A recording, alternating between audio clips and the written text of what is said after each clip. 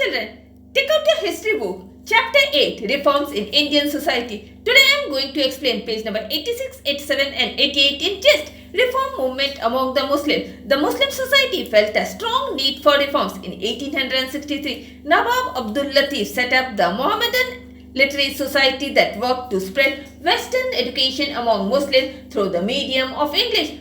Nawab Abdul Latif felt that Western education would help Muslims to compete with the educated Hindus on an equal footing. Sir Syed Ahmad Khan, one of the greatest reformers among the Muslims, believed that social reformers like Parda and polygamy had kept the community backward. He felt the need for English education and believed that progress was possible only if Muslims acquired scientific knowledge from the West. In 1864, he founded the Translation Society, which later became the Scientific Society. It translated science and literature books into Urdu. Sir Syed's greatest achievement was the establishment of Mohammedan Anglo-Oriental College in Aligarh in 1875, which later grew into Aligarh Muslim University. It imparted education through the medium of English in science, humanities and technical subjects. Students from all over the country came to study here.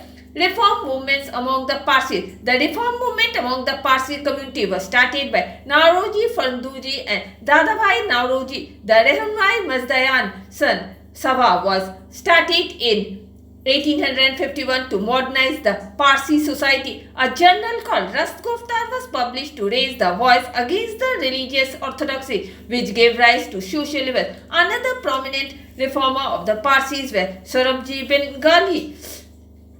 Reform movements among the Sikhs. In 1870, the Sikh reform movement was started when Sikh Sabhas were set up in Amritsar and Lahore. In 1892, the Khalsa College was established in Amritsar to promote higher education. A movement was launched to free the Gurudwaras from the control of Mahants or the Sikh. During the early 20th century, Akali Dal and the Shiromani Gurudwara Prabandhak Committee led the movement. The Shiromani Gurudwara Prabandhak Committee began to manage the Gurudwaras and turn out the Mahants.